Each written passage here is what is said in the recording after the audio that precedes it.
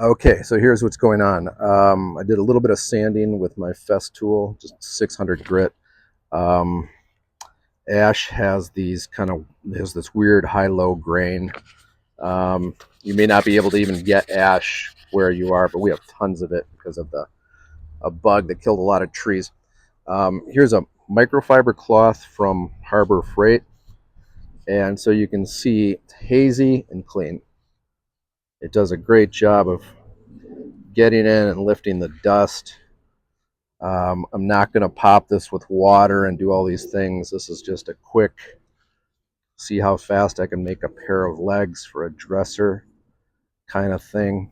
Taken a while because I've had other projects I had to do, but I'm just showing you that this is how long this stuff takes. I'm just going to wipe this one right on the board. The dust might even help to kind of smooth out some of the roughness in the ash.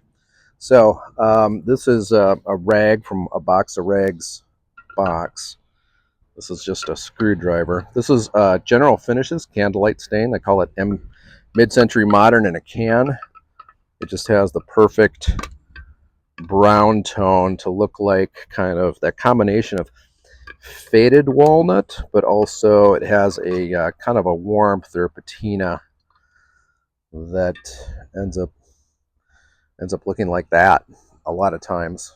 A lot of these things. You want to mix it up. I'm just going to use a screwdriver since I forgot to bring a mixing brush or stick or anything. It's a gel stain, so it looks like chocolate pudding when you're mixing it around. And it's a wipe-on stain. So I'm going to use this for an applicator, this rag in a box rag. If you take care of it, you make sure you close the lid. It's oil-based. It seems to last just forever. So you can get a small can. It's not cheap, but it does a little bit goes a long ways, and I'm a big fan of the General Finishes quality. So I'm just going to clean the screwdriver off. This is now my applicator. Set the screwdriver aside. So what you want to do is kind of smear it on generously. Set this down, looks stable.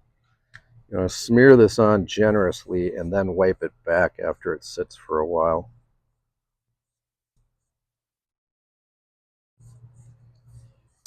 There's a urethane in it, so it is, but it's a very soft urethane, so you will definitely want to put a top coat over it of some kind. If you're in a hurry, you probably just spray a can of shellac on it. Shellac's a great finish. Not the most durable, but it dries very quickly, so it would get you your furniture out into the world that much faster. All right, I'm just going to let that one hang around while I work on the next one. I put some cork pads on here. I should have actually just gone ahead and sealed the legs, stained them and sealed them, and then put the pads on that, but it is what it is.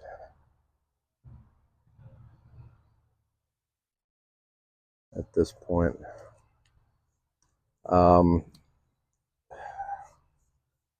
This gel stain, from what I understand, it was actually designed to go onto fiberglass doors, so you could get a wood grain on a piece of fiberglass.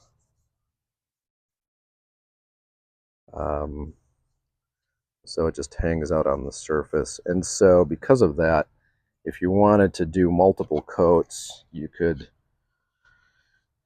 darken this stuff up by just adding layers. I thought about mixing it with Java to go a little bit darker, but I figure this will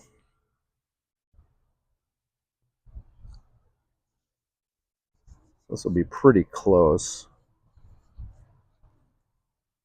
I guess that's a question for people. Do you like your dresser legs to contribute something, or do you want them to just be darker so they don't attract attention other than being tapered in mid-century style?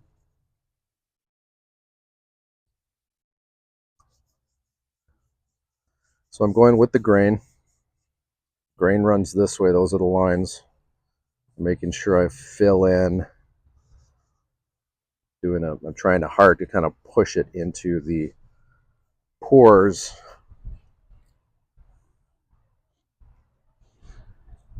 Last one. So yeah, just grab a small blob, put it on your applicator.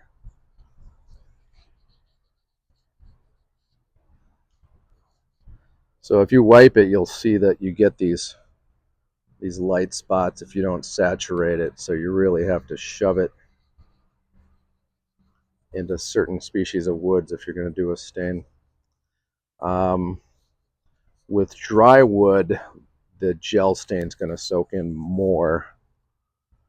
Um, but if you're touching it up, like you're using it to go onto something like quick wood and you're trying to do a repair, the nice thing about gel stain is you can put it on and then you can come back with denature or mineral spirits, and then you could just pretty much clean it off entirely. And so I like that about it, that you can, it's tough to go wrong with the gel stain because it's very forgiving in terms of being part of a process. So I'm going to put the lid back on this dude.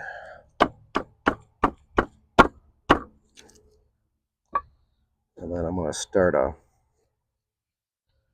wiping these guys back.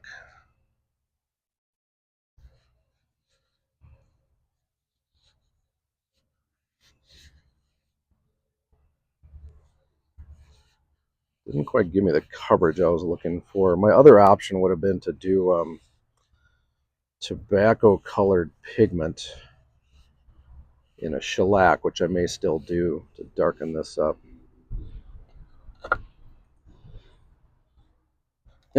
Either that or I just don't wipe it back as much. And I was going to say, I could do like multiple coats, I think. I'm trying to just preserve the cork there.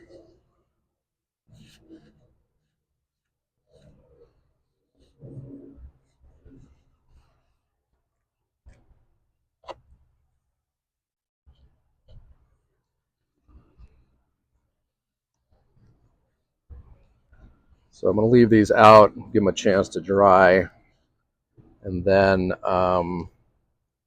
yeah, I may do like a solid pigmented shellac over these guys to get them darker because the ash is so dense. But I was hoping it'd be more like this tone.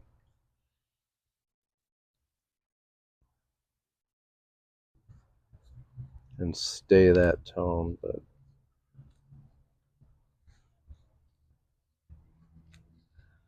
I don't know. The lines are kind of cool from the grain. They may actually add a little bit of visual interest to the piece. But I definitely have legs now for my dresser. So there you go.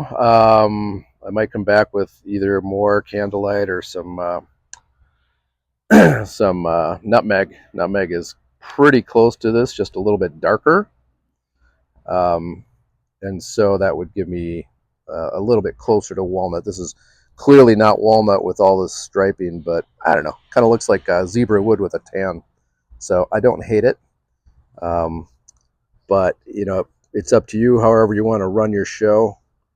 Like I said, I could let this dry and then I could come back and put another coat and just build it to a darker brown. And then just put a little bit of armor seal or some kind of oil-based finish. But nothing left to do, but it's just going to be a clear top coat after this. I don't sand it. I usually just throw on whatever the protective finish is after a little while. Check your can for directions.